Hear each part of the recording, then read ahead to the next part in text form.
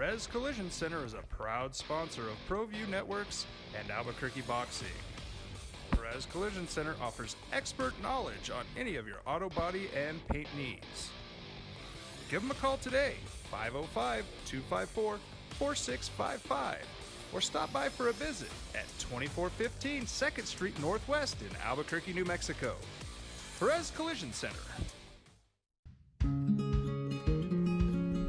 Local Union 412. Find a career with benefits, not just a job, at UA Local 412 Training Center. We are looking for plumbers, pipe fitters, welders, and HVAC tech apprentices and journeymen. Call 505-256-9257. Local Union 412. Get into the game with Garden Swartz Team Sales. They have everything you need, from screen printing, embroidery, and digital printing services, high school letterman jackets, and all high school and club uniforms, and individual and team apparel with the most reliable brands like Speedline, Rollins, and Wilson. And don't forget to check out the latest F7 Shut helmet. It's all at Garden Swartz Team Sales. Give them a call, 505-884-1234. Garden Swartz Team Sales.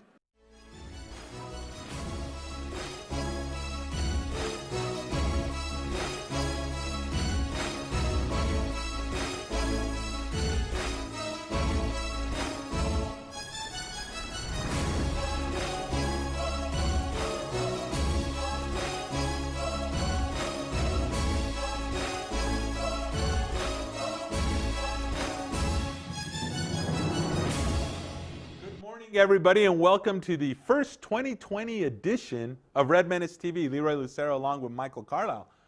Let me do this. This is 2020. Ooh, I like that. Like that? You know, when I was a kid back in the dark ages, that was one of my favorite shows. Hugh Downs and Barbara Walters, Yep. 2020. I love that show, so it's kind of funny that you brought that up. A lot of stuff has happened since last we were here. Of course, Christmas We haven't been and here New Year's. in a decade, it seems. I know, like. right? Exactly. Yeah. And obviously the way the news cycle moved both nationally and locally, Yeah. it really does seem like a decade. Talk about cramming a ton of news in 3 weeks. Yeah. I A guess lot of stuff is going on. Really? Okay, so we are kind of reviewing what happened at the end. Our last show, Bob Davey had been let go. Danny Gonzalez had been hired. Right. They hadn't had the press conference. They had the press They conference. had, Yeah. okay. So we had that. Of course, the playoffs have started in the NFL. Lobo basketball, the wheels, I don't want to say they fell off because that wouldn't be accurate, but it's pretty darn close.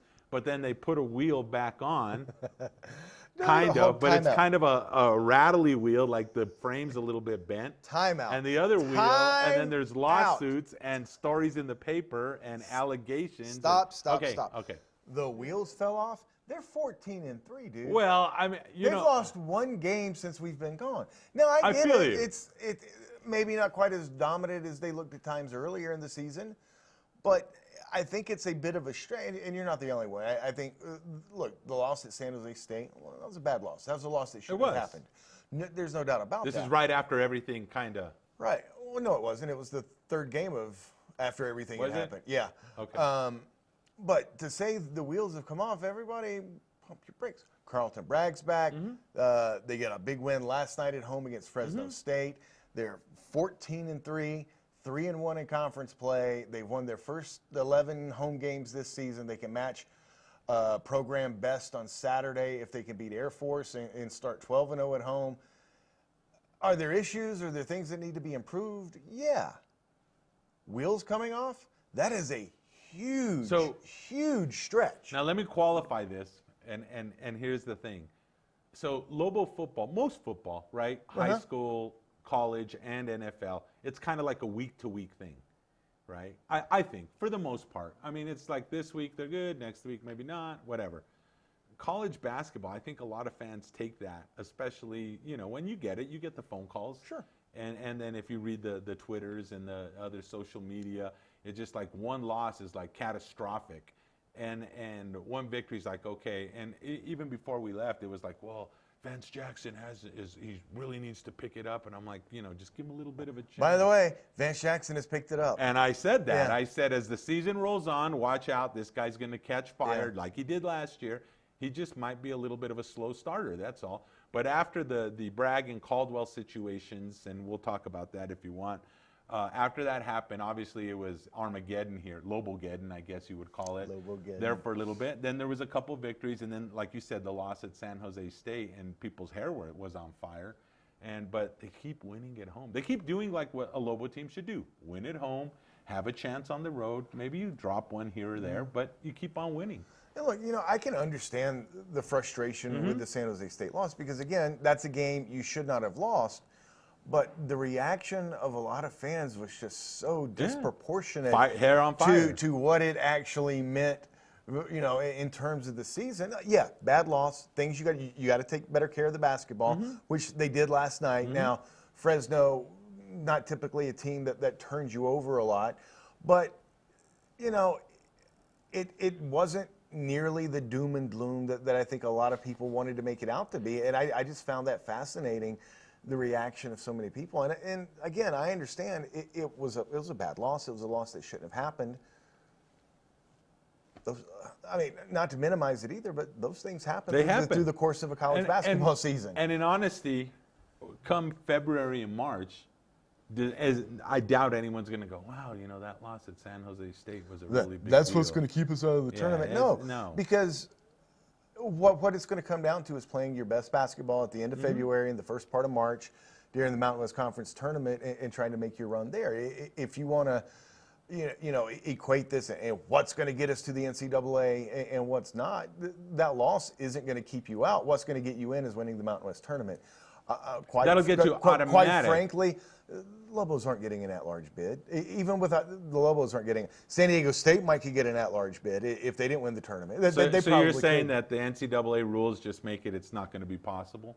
Well, they have a bad loss, obviously, against Auburn, but Auburn's pretty good. And they have a good win against Wisconsin. It's not the NCAA rules. It's the fact, you've got one good win. Yeah. Now, look. We'll see what happens. You beat San Diego State. Yeah, all right. Then you got two good wins. And Utah State's kind of, I don't want to say they hit the skids, but they're not looking as great as they were. They've come back to earth in a hurry. They lost to Air Force last night. Yeah. Frankly, for the Lobos to get in, they're going to have to win the tournament. And that was the case before the San Jose State game, and it's still the case. Interesting. Did you want to talk about the Bragg and Caldwell situation, or is that too Jerry Springer-esque? You've been talking about it, obviously, on the radio show. Yeah, I don't know what we're going to add to it. Both got suspended. Bragg got reinstated late last week. He played his first game last night. Looked a little rusty. I think we all know the allegations that are out there, and I'm not defending or taking sides. There are two sides to every story. Absolutely. UNM presumably did their due diligence, did their own investigation, felt that there was not a lot there as far as the allegations, and made the decision to reinstate him. And until we know more, I think you have to go by their decision, because presumably that they looked into this. The Caldwell situation seems a little more complicated. It does. And not just that, but now it's even more complicated now that Caldwell has filed a lawsuit against the university trying to get back on the team. But if you're UNM, you have to err on the side of caution in those situations. Absolutely. I have no problem with what UNM did. It stinks. Things like this happen, obviously. It would help if they saw my lips. No, trust me. It helps if we keep the camera right here. You are a beautiful, beautiful man, Michael Carlisle. Yes. Anyway, it's totally, I understand exactly why they did what they did. I don't blame UNM. You mentioned err on the side of caution.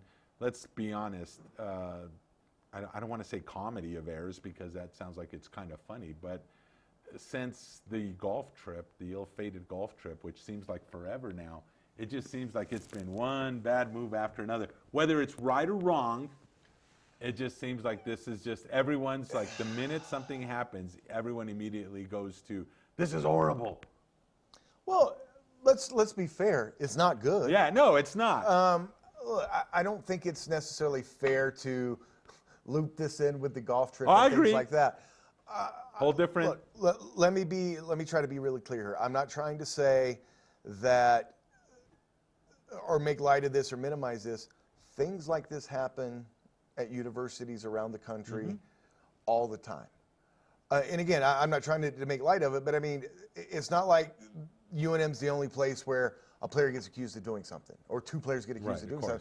It does happen. Doesn't make it right, doesn't make it not that bad. But I'm just saying, I don't know that this is crap. UNM doesn't know what they're doing. What the hell are Caldwell and Bragg doing with these allegations? I mean, players have to be accountable for their actions as well. And, you know, both these things will play out. I guess the district attorney's still looking into both the cases. We'll see how they play out. What the DA says? Yeah. Well, come on, let's be real. It's Albuquerque. Kind of get free on everything. Sorry, that's a political comment that I probably should not be making on a sports show. But didn't really work here. Just a thought. It's okay. It's all right. Okay, quickly, Lobo football, which I think has been on and up. Obviously, we kind of talked. They get some wins since the last show? So, you know, Did I miss some games? So here's the funny thing I want to talk about. I don't think the Lobos are going to win that many more games next year than they did this year. Okay? Maybe not. Yeah, I totally, you know, someone asked me, how many wins are you expecting now that Danny's hired? And I said, about 3. I mean, it's a tough schedule. You know, the Mountain West didn't get, well, I mean, come on, they got 2 body bag games. I know everyone hates to say that, but that's really what they are, body bag games. But you've also got the Aggies, UMass, and what's the other non-conference game? I'm trying to remember. Is it Liberty again? No, it's not Liberty again. I don't remember. But 3 games that are winnable, Yeah, and that's what I said. 3, maybe 4 games. I don't think they're going to win many more games. I still think they have a problem at certain positions, and they, you know, there has to be a rebuilding and a growing. And then football, unlike basketball, takes a year or 2 to kind of plug in your places. Physically, they got to get better. Right, and that's the thing. Look, I love the Danny Gonzalez hiring. I think that's phenomenal. But it's not going to all turn around in year one. It's just not. But I do think he's going to get this program headed in the right direction. I think they'll be more competitive. Look, you can see how things play out. It's not like there are a ton of teams in the Mountain West that are that much better than the Lobos. Now, certainly you've got your Boise States and there are a few others, but you've also got the Wyoming, CSUs, Air Forces of the world. And frankly, you're on a lot closer to level playing field there. And if you get some breaks, some things go your way, maybe the win total is a little higher. But I agree with you. It's not all turning around after year one. This is going to be a little bit of a process. Let's look at, and you know, even though Idaho State. Idaho State. That's the other one. Yeah. The potato guys. Okay, so I totally, I've been really rough on Bob Davie in the past few years. But I give him credit. When he first came in here, he tried to put his system together. They were more competitive than before. He was building, I don't know if he was building for the long haul, but he was at least building to be here for a while. Rocky Long, same thing. Every year when he first started, it was like, we're going to win. They won an extra game every year until they became bowl eligible and started doing that. Mike Loxley tried that wholesale change everything. We're going to change the offense. We're going to change the defense. We're going to, I'm going to bring this influx of talent in, and we're just going to storm the field. You remember the triple digits and everything else. It didn't work out. No, See, it did not. Yeah, it did not. But I think Danny Gonzalez has that same sort of attitude, and I think you touched on it, as a Rocky Long, maybe as a Bob Davie as well. It's like, I'm here for the long haul. I'm going to build this program up. We're going to put the right parts, the right pieces in the right places. I guess I could have used parts too. And we're going to try to build this for a long term. So I don't think they're going to win many extra games. They'll be in other games, so there will be opportunities. Sure. It's not going to be something where you're getting blown out in the first half, and then all of a sudden you pick up a couple of scrub touchdowns at the end, and you can say, "Oh, we were competitive." Right. No, I do think they'll be a lot more competitive next year for sure. And I think they'll be a little bit more hungry. Hey, we'll take a quick break. We'll talk a little bit more about Lobo sports and maybe that game NFL thing. We'll be back right after this.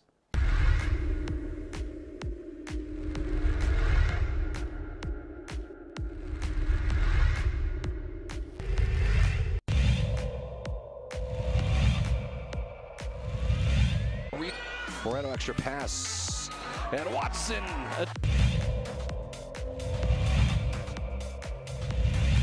out with it. Gallegos, and he's going to run all the way. Window, yes! Able to get out of it. How did he find Battle? It's to Cunningham, and it... I mean, Ramos' hand. And Ramos puts it up, beats the buzzer!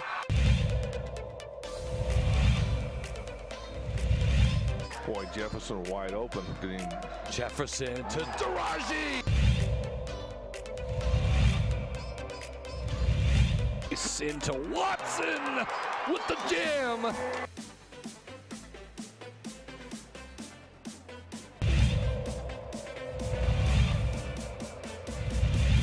Far ball again. Another steal by Davina Lovato, and here comes Agbaiosi. Lob, two-hand hammer. You knew that was coming.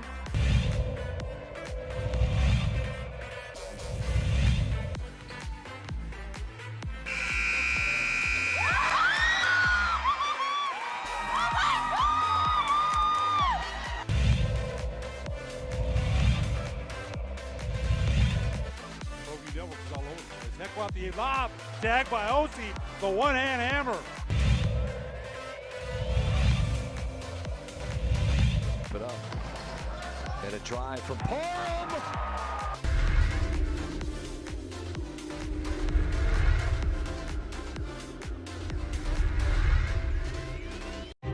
What is glamour? Frailty. What is desire?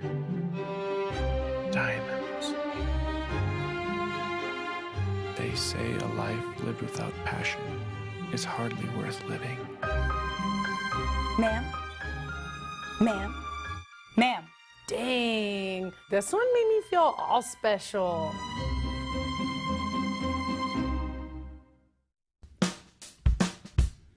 Well, I'm going to the frontier, walk up to the cashier, order up a root beer and a number one. Cover it with green stuff, one scoop is not enough. Find a booth is real tough, back by the Duke.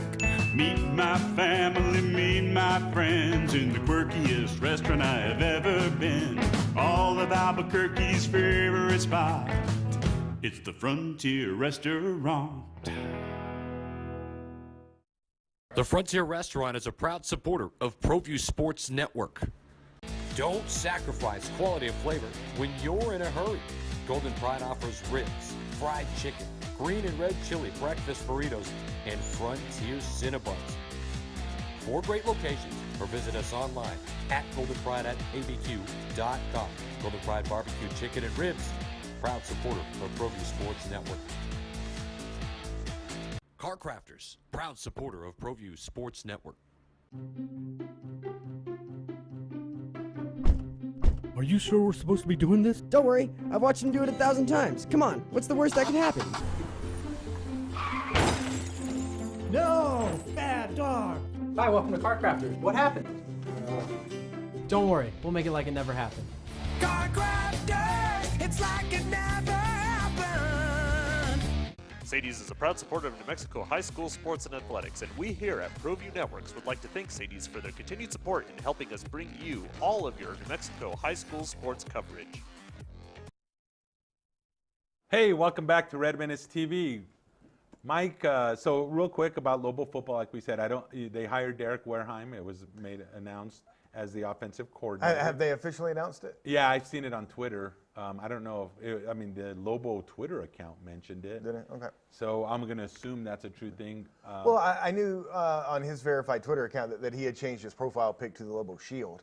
Exactly. And his biography said offensive coordinator of the Lobos. But yeah. I'll be honest, I was confused. I thought he had coached under Rocky Long, which is obviously wrong. He coached under Bob Davie. Yeah. But then I started looking at him like, well, he's still young, right? There's no way you'd be old if you coached under Rocky Long at this point. Can you believe it's been almost like well, hold on, time out. Not necessarily. Danny Gonzalez coached under Rocky. He's not old. Yeah, but he was young when he started. He was really young then, for sure. But he's older. He's older than Wareheim. Yeah. Okay, but I like it. I like the move. To me, that signals the strengths of this team, and we talked about this, I think, is the running back core. I think the offensive line is serviceable. And I think they have a potentially superstar tight end in Marcus Williams. I really think they do. Wide receivers are okay. They're serviceable. And they still need a quarterback.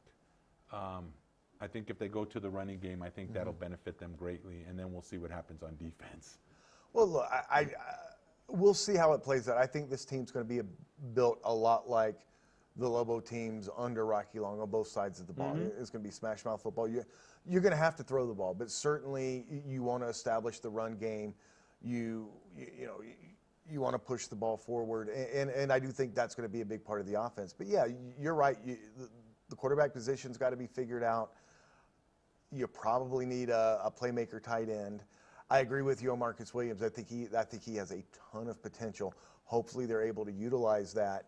And, certainly we know what they're going to run defensively, but you're going to have the pieces in place to do it.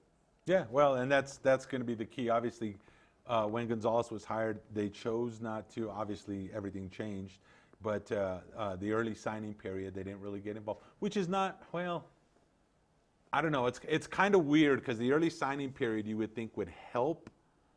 Obviously next year will be different, but you would think because there's been a lot of players in the past that the Lobos kind of locked in on. They've received that verbal commitment. They don't sign, and then all of a sudden one of the P5 schools drops in and swoops in and snags them.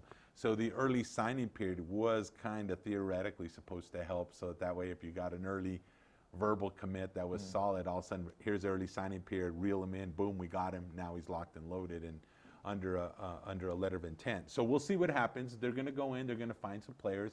It'll be interesting to see what New Mexico type players, because I think that's a big thing. Wareheim also brings a lot of strengths there from Texas, so that's going to be something there as well that the Lobos get to look forward to. Yeah, for sure. Anyways, let's switch real quick to the NFL. Is the dynasty of the New England Patriots over?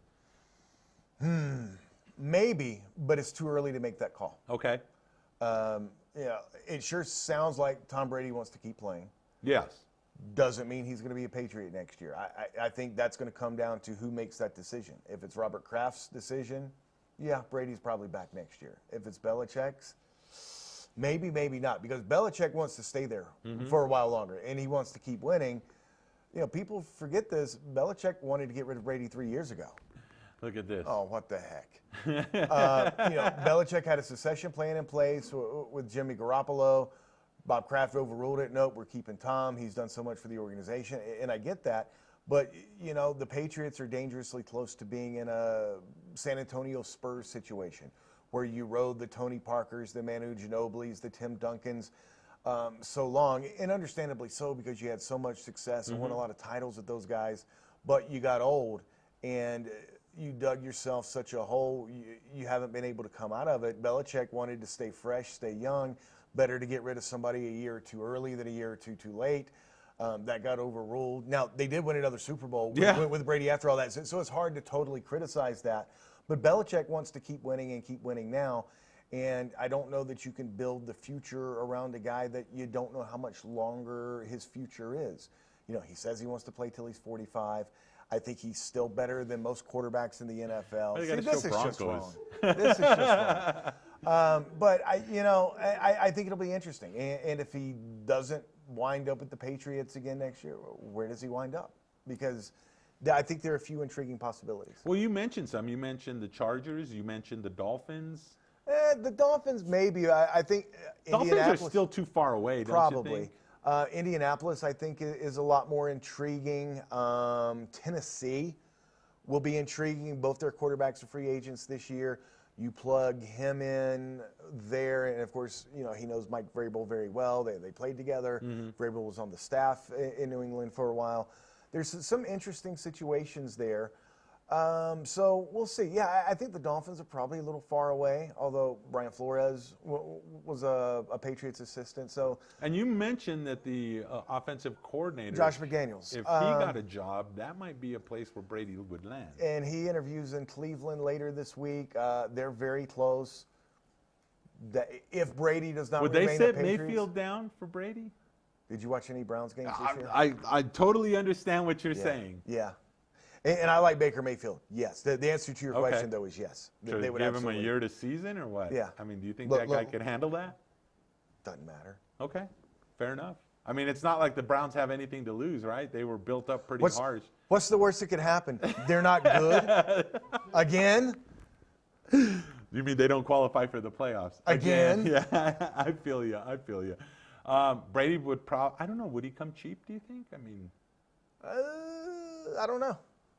Probably not. Interesting. Other quarterbacks that you mentioned that were free agents. You mentioned Tannehill, Mariota. Right. Yeah, exactly. And look, Phillip Rivers. Tannehill's done a good job with Tennessee. But there's a lot of history with Tannehill, with the Dolphins, and I think you have a really good idea of what type of quarterback he actually is, which isn't bad. You could do worse, but you can do a lot better. And I think with Derrick Henry there, and you've got some weapons on the offense, I think you can do with a better quarterback. You can do some really good things in Tennessee. Well, I mean, Brady could hand off to Derrick Henry all day long and just pop up and hit a play action pass. Sure. He'd probably be better than Tannehill. So that's a good thing. I didn't even think about that. Other ones you said, Phillip Rivers is a free agent. Okay, Carolina's going to make a decision on Cam Newton. My guess is they're going to part ways with him. I would probably part ways with him. Carolina might be an interesting destination for Brady as well. If they part ways with you got Christian McCaffrey there. You probably want to add a wide receiver, but I mean, that wouldn't be out of the realm of possibility. I mean, I know it sounds kind of like gossip pages, but Antonio Brown says, I want to play with Brady. I mean, what wide receiver doesn't want to play with Brady? Even 42, will he be 42 or 5? I think he'll be 43 before the start of the season. What wide receiver doesn't want to play with him? Yeah, I feel you. I mean, and the Cowboys, of course, finally made the decision to send. What a crazy. Was that weird? Yeah, Jerry's heart got in the way. Yeah, it's weird. And it's just like, but on the flip side, his heart got in the way with Jimmy Johnson when he let him go. Because obviously it was an angry heart. His ego got in the way. Yeah, well, but I think his Jimmy heart Johnson. was there. It was an angry heart, and he get out of here. Same thing with I can't even think of the other guy's name. Barry Switzer. Barry Switzer. But he Parcells, really wanted to. It Haley, seemed like he really wanted to keep Phillips, Garrett. It was Campo. freaking me out. Yeah. Well, and look, if you want to keep him, that's fine. But no, it's not fine. But what's not fine is the fact that you should have already had your mind made up by the end of the season. You talked a lot in the latter part of the season about what your expectations were, making the playoffs, making playoff runs, and that didn't happen. The decision either way should have been easy. Either, hey, I screwed this up. I didn't put the right personnel, the right coaches with Jason. I'm going to give him another year. Or, look, he's been here forever. He's been the head coach for, 12 years, 10 years, whatever it was. It's time to move on. We need a fresh face. Either way, that decision should have been an easy decision to make. Well, and it wasn't. And the crazy thing is it allowed Ron Rivera to go be the coach of the Washington Redskins. I don't know that Jerry was interested in Rivera. You don't think so? Okay. I'm not too thrilled one way or the other with McCarthy. He's a good coach. I don't think he's a great coach. He won a Super Bowl. Yeah, he did. Yeah. He had a pretty good quarterback. I think he's a very good coach. Here's why, if I was a Cowboy fan, I wouldn't be thrilled with that. The dynamic hasn't changed in Dallas. Right. Everything still goes through Jerry. He's the ultimate decision maker. If Jerry loosens the reins a little bit on that, and it looks like he's letting McCarthy put his own staff together. I don't know if you realize this. Jerry Jones put together Jason Garrett's coaching staff. I know. Garrett, he didn't make those decisions. Those were all Jerry. We talked about a coach that had a Hall of Fame quarterback that was overridden by his owner in the Patriots and Tom Brady. So maybe Jerry Jones maybe all owners kind of put their stamp on stuff. Well, there's a difference in overriding your coach and personnel person on one decision, and then there's the owner, coach, GM, head coach, team doctor, team PR person. That's all the same person that's making every decision. Gotcha. Hey, speaking of overriding, we're going to go ahead and let Micah Frankel come in and do CageMinds.com for the first time in 2020. Michael, it's been great. First time in a decade. Right, exactly. So thank you, Alden. Thank you, Michael. We'll see you all next week. God bless you all.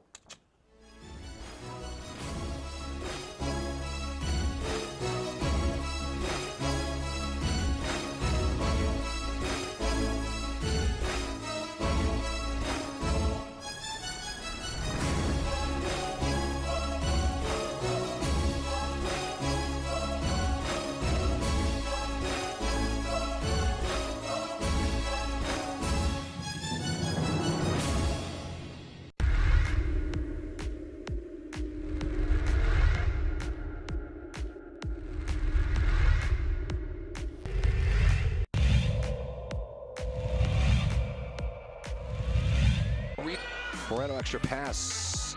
And Watson.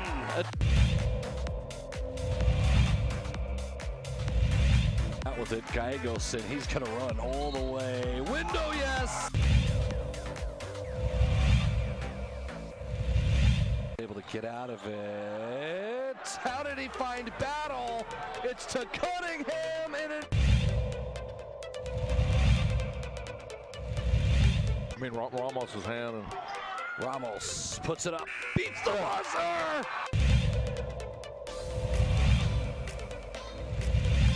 boy, Jefferson wide open. Jefferson to Daraji! Into Watson with the jam!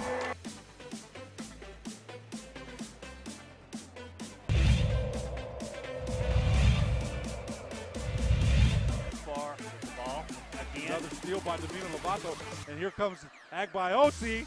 Lob, two-hand hammer. You knew that was coming.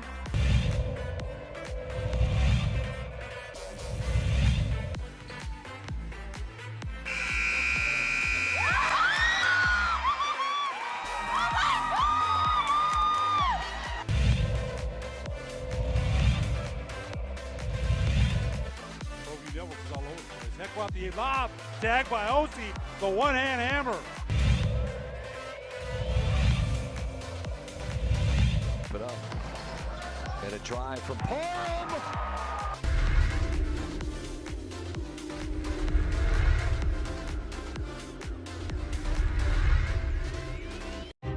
What is glamour? Frailty. What is desire? Diamonds. They say a life lived without passion is hardly worth living. Ma'am? Ma'am? Ma'am? Dang, this one made me feel all special.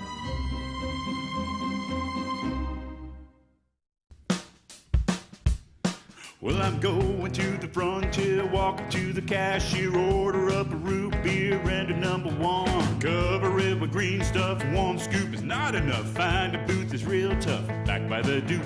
Meet my family, meet my friends in the quirkiest restaurant I have ever been. All of Albuquerque's favorite spot, it's the Frontier Restaurant. The Frontier Restaurant is a proud supporter of ProView Sports Network. Don't sacrifice quality and flavor when you're in a hurry. Golden Pride offers ribs, fried chicken, green and red chili breakfast burritos, and Frontier Cinnabons. 4 great locations, or visit us online at goldenpride@abq.com.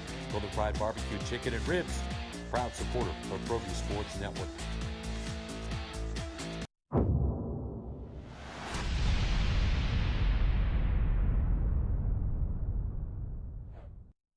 Welcome to the place where we talk about people getting punched in the face. This is Cage Minds.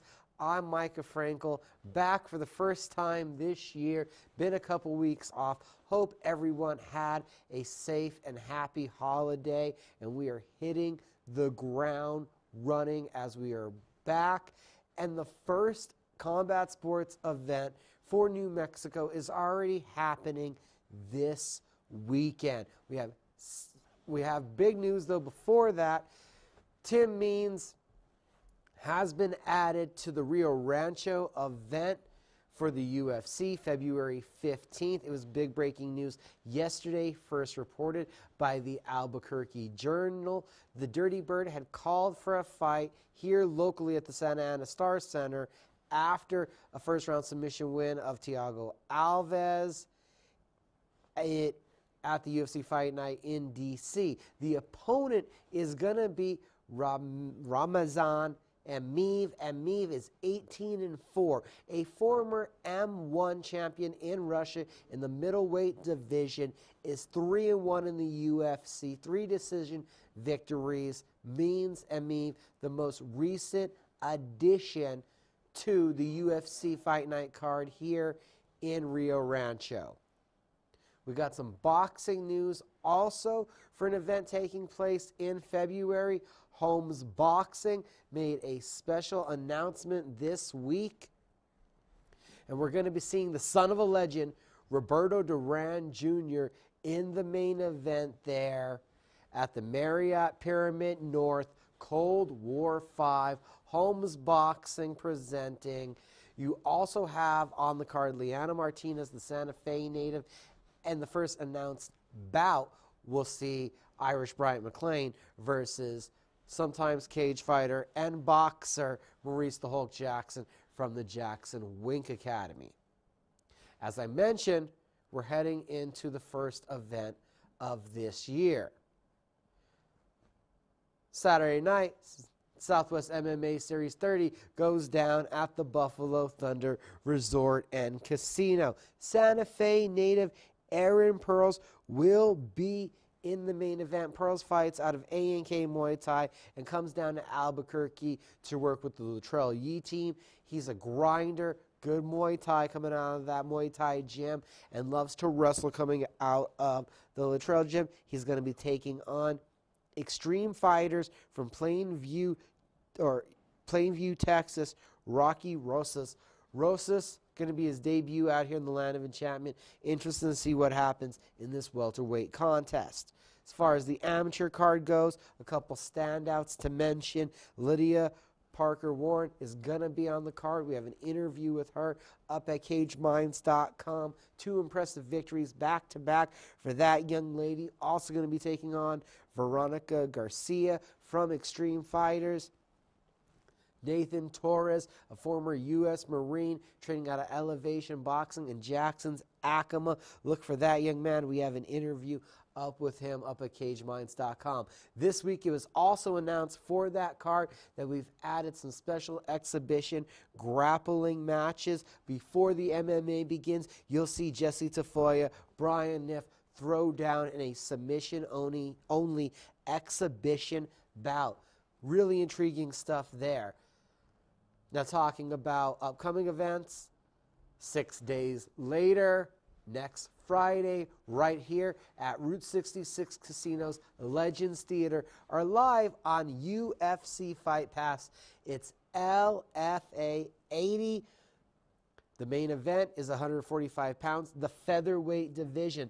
The Mean Machine, Steve Garcia Jr., a Contender Series and Bellator vet, a knockout artist, taking on the Chicago wrestler, now training out of Denver, Colorado, Jose Chepe Mariscal. Mariscal has had a trip down to Albuquerque before to train with the Jackson Wink. So these two fighters do know who each other are and have seen each other in preparation. The co-main event will see former LFA title challenger Jerome Rivera. We saw Jerome in his native Santa Fe last year submit Gene Pettis. Now he's back on the national stage. Jordan Wright, the Beverly Hills Ninja, a Contender Series vet, is on the card. You've got the future Chris Brown from the Jackson Wink Academy. We've talked to him before, had a huge performance on Warriors Way Wednesday on UFC Fight Pass. He's taking on Bellator and tough vet Harrington Banks, not to mention Luis Gavino, the now head Muay Thai coach at Fit NHB. Last year at the LFA event, a 15-second flying knee knockout. What can Gavino do to outdo himself? I'm not even going through the full card. It is stacked. It is next Friday. It's right here in Albuquerque or on UFC Fight Pass if you'd like to watch from the comfort of your own home. Sign up if you haven't and give it a free trial, as this is the appetizer and the jump start to the big weekend, as the next night, don't forget, Holly and Cerrone versus McGregor there in Las Vegas on January 18th. So a lot going on to kick off the year, but I feel like we can't not look back at 2019 and start off with the boxing world. There were 2 boxers that I thought shine above all, and it's just really splitting hairs when we're talking about the greatness of Vasily Lomachenko and Canelo Alvarez. And why are they both the fight of the year? They jumped around weight classes, moved up, still dominated, and picked up more world titles. One dude's repping 3, Canelo's repping 4. incredible performance, incredible years. Really, if you're a fan of the sweet science, I feel it was the year of Canelo and Lomachenko, two world-class fighters. Now we talk about the local scene. And this year, title belts aplenty. Remember, earlier in the year, we had the upset victory. He even attempted to win the world title. He has a WBO title to his credit. It was a big year for Jason Sanchez. We also had Josh Pitbull Torres winning another secondary WBC title. And if we have to give, and if we're looking to give a Knockout of the Year award for In the Boxing Ring, you guys saw it, twisted the body, heard it, destructive. The Pit Bull Knockout of the Year and a great year. We also saw Amy Salinas, couple fighters here defended, won ABF titles, and Amy Salinas from Las Cruces was the first one to do it up at Buffalo Thunder, reigning Thunder, capturing that title belt. A tremendous unbeaten prospect. We also saw another tremendous unbeaten prospect pick up an American Boxing Federation Championship belt. Angel Baby, Aaron Perez, a huge year as he is skyrocketing up that prospect list. Not to mention capping off the year in Atlanta, also now a WBO title holder, still undefeated at 19-0, 9 knockouts, that 9th one to win the title belt, Angelo Leo. So a huge year in the boxing ring locally in New Mexico, not to mention Abraham Perez advancing along in the Olympic qualifiers. A big shout out to Shariah Maroon making it all the way to the Olympic qualifiers. So a big year in the ring. And then we had a big year in the cage, some huge moments. Submission of the year. Andrew Tennyson all the way back in May in the LFA cage. That is a go-go plata. Normally we would call that a triangle choke, but if you were able to get in closer on the photo, which we're not, you would see that it's Andrew's arms pulling down on the head and choking his opponent with his shin. This is a rarity, a rare, hard to find, hard to come by, hard to pull off submission in MMA. Submission of the year last year. And look at the commentator in the background, if you can, the surprisal that this move is being pulled off. Submission of the year last year, Jackson Wink fighter Andrew Tennyson. Knockout of the year, it was the fastest knockout of the year. UFC 239, Jorge Masvidal just obliterates Ben Askren from the ranks of the unbeaten. The celebration afterwards will live in infamy. And one more time, fastest knockout ever. How can't it be the UFC knockout of the year? Fight of the year, they battled for the interim title. It was a runaway in this category. Israel Adesanya and Kelvin Gastelum put on the most spectacular war in a 5-round title fight, putting it all on the line with the belt up for grabs. Adesanya, now the middleweight champion. You saw his brilliance. You saw Gastelum's toughness, able to land on a kickboxer. You saw the style bender, why he has that name, able to manipulate and land his counter strikes. The most epic encounter that we had in MMA of 2019. Then we talk about the fighters. This one is easy. This photo by Michael Carlisle, beautiful photo. Real quick shout out to him. Thank you for that. Amanda Nunes. She picked up a second belt. She destroyed all comers. The head kick of Holly. She just ran through Jermaine Duratame. There's no doubt about it. Female mixed martial artist of the year, Amanda Nunes, the lioness roaring above all. Fighter of the year, Adesanya winning the middleweight title. Brilliant performances against Gastelum and Whitaker. Cejudo picks up a second title belt, only fought twice, though. The great comeback of Moraes and beating that, well, steroided up TJ Dillashaw. Usman defeats Woodley and literally shuts up by breaking the jaw of Colby Covington.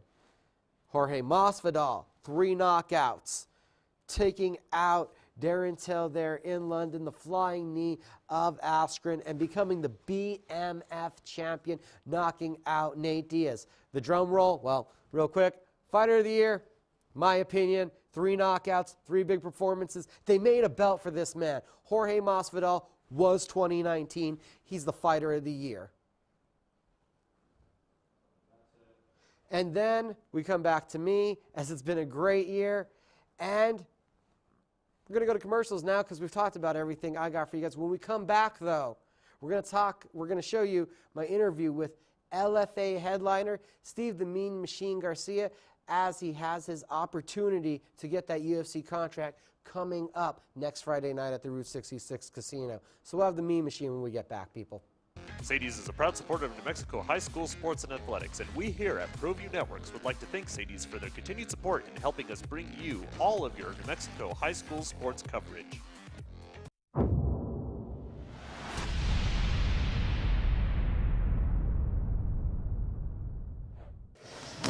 Joined by the Mean Machine, Steve Garcia Jr., and starting out 2020 for LFA 80 here through 66 Casino. You're in the main event.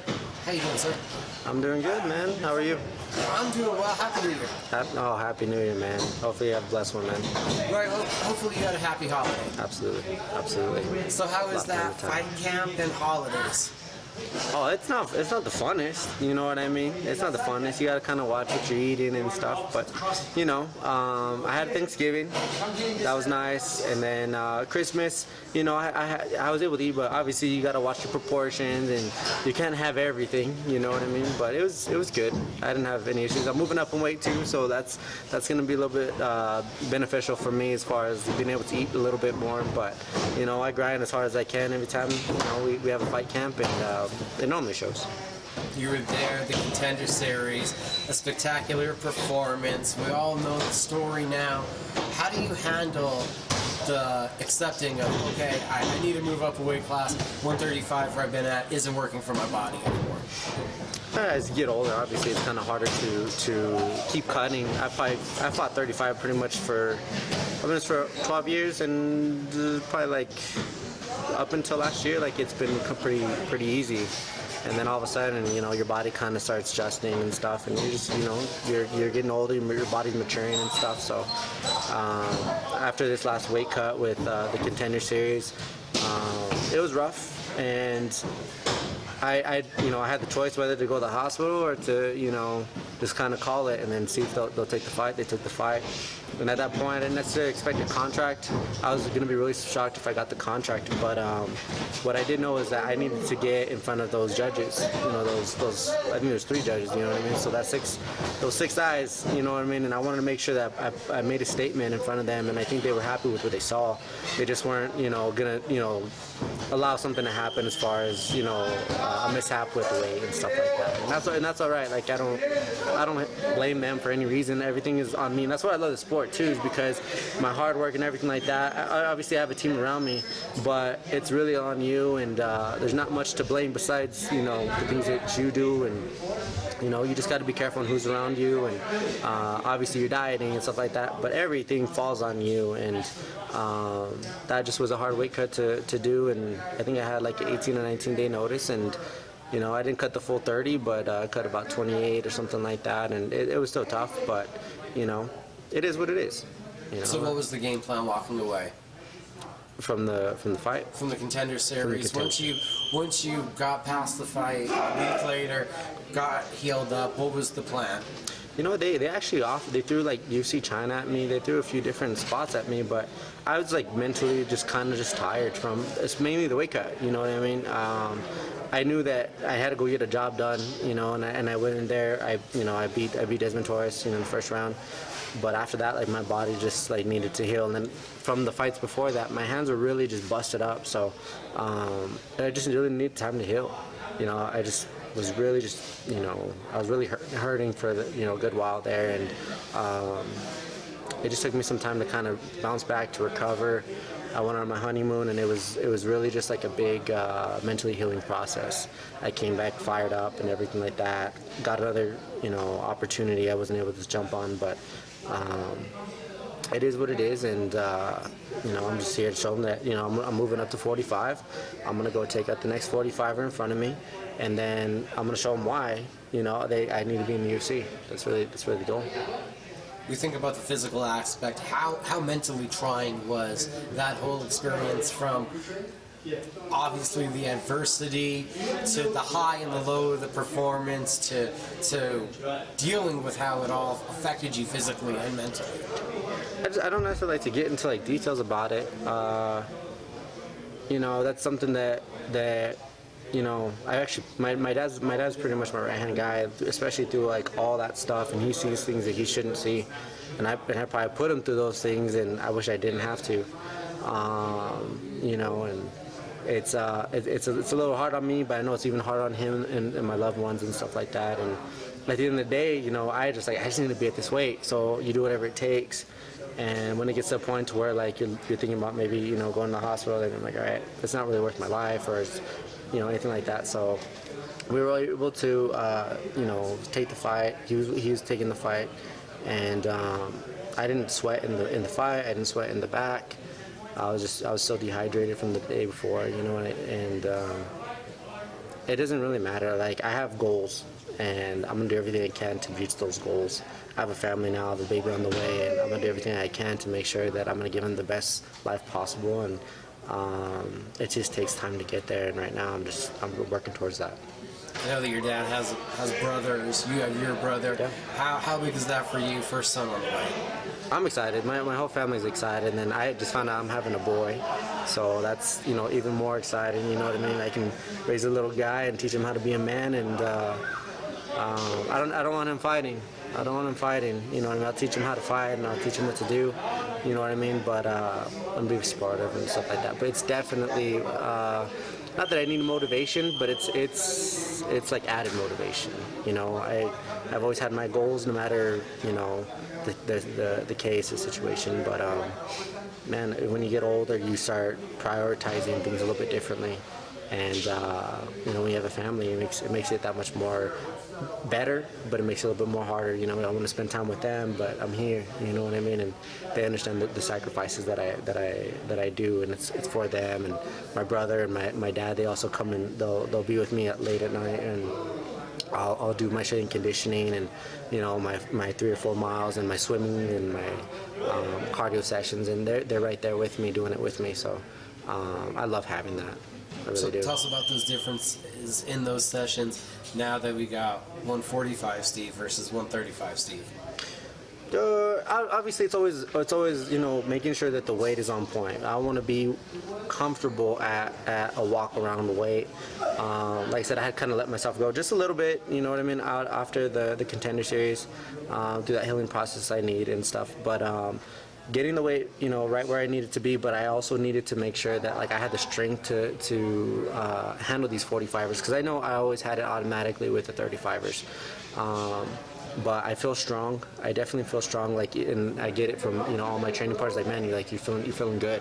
You know what I mean? So I like hearing that, especially because they're 45ers, and I have Pico, I got Coop, I got a lot of 45ers in here that are really helping me, that are at an elite level, especially at a wrestling level too, who I tend to run into a lot. You know what I mean? So I like hearing that. My striking is normally on point, and I feel strong. I feel good. Talking about wrestlers, next opponent coming up, Jose Mariscal. He likes to wrestle. He likes to brawl. He likes to be in his opponent's face. You've shared the training mat before, I believe, with him. What do you think about this matchup? Well, he knows how we do it here. He knows exactly what our style is and all stuff like that. That kind of, I'm not the biggest fan of people just, coming to the gym and then dipping and then going back to where they want. I get he's probably scoping out some different gyms, trying to learn some different things and stuff like that. We didn't really share too many. We actually didn't spar at all. I think every time I asked him to spar, he normally had another person to spar with. And that's not saying he's ditching or anything like that. We just have a lot of guys to spar with. You know what I mean? I think I drilled with him maybe once or twice. So I didn't really get to know him on a personal basis. That's the only reason why I took this fight. You know what I mean? If I was really cool with him and stuff like that, I'm not down to really lose friendships over, you know, necessarily this local spectrum of our fighting promotions. You know, when it gets to an elite level and they're paying us a lot more, it becomes a little bit different. But I'm excited to share the map, you know, with Jose Maresco, or they call him Chepe or something like that. So I know he has a almost this brawly style, and then if he can, he's gonna try to take you down. You know, and he has some good little judo trips and stuff. You know, I'll give him his credit where I've seen it.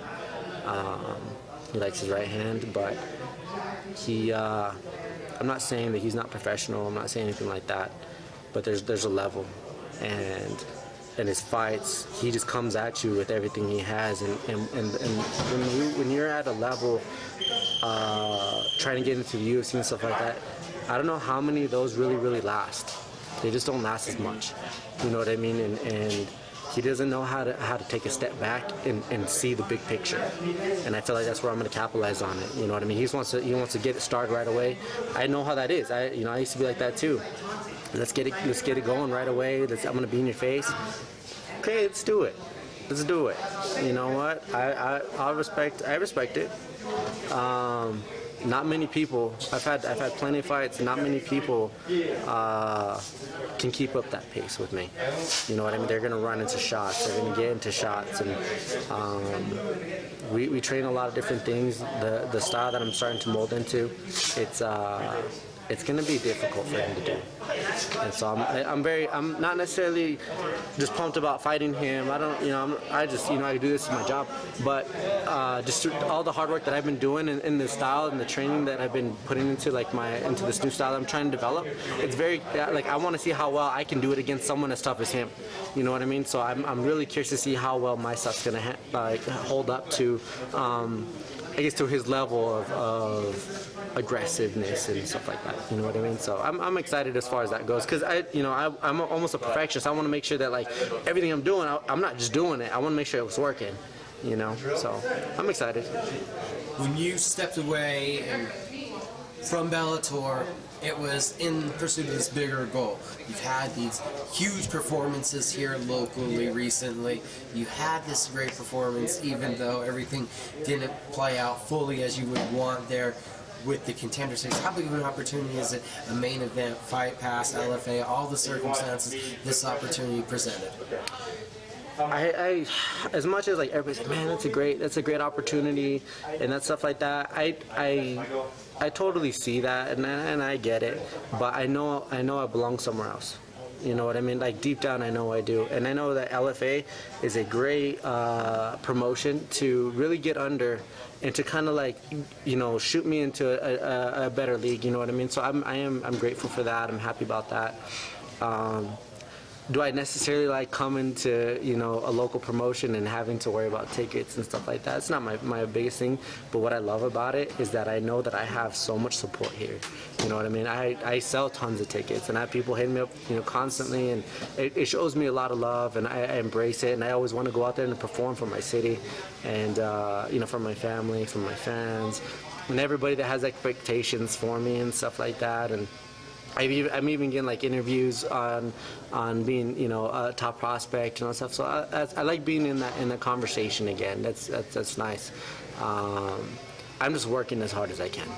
That's what it really comes down to. And I got to stick to what I've been doing. Is just hard work, confidence, and just constantly just giving like the most effort I possibly can in everything I do, with the strength conditioning and, you know, shadow boxing, but, you know, sparring and all that stuff. So I'm excited to fight for these organizations and stuff like that. But there's one organization, and I think everybody kind of is just waiting for it, as well as I am.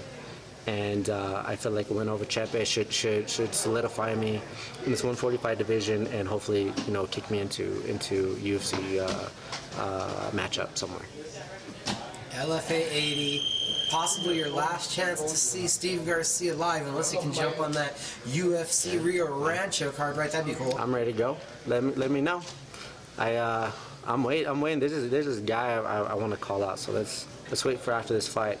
I'm not trying to look past Chepe because he's a tall task ahead of me, but there's someone I want to pull the trigger on. Either on UFC Fight Pass or at the Route 66 Casinos Legends Theater. You guys can see the Mean Machine back in action January 17th. Come on down, guys.